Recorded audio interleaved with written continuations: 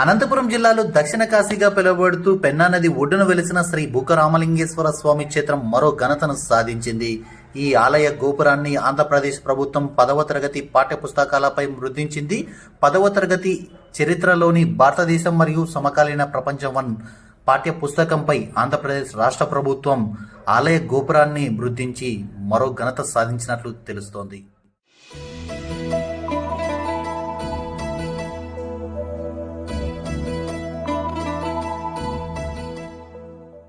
తాడిపత్రి పట్టణంలోని పెన్నా నది ఒడ్డున వెలిసిన శ్రీ బుగ్గరామలింగేశ్వర స్వామి క్షేత్రం ఎన్నో ప్రత్యేకతలకు నిలవుగా బాసిల్లుతోంది. కాశీలో విశ్వనాథ ఆలయానికి గంగానది ఉత్తర వాహిగా ఉన్నట్లే శ్రీ బుగ్గరామలింగేశ్వర స్వామి ఆలయానికి పెన్నా నది ఉత్తర వాహినిగా ఉండడం గమనార్హంగా చెప్పవచ్చు. అలాగే కాశీ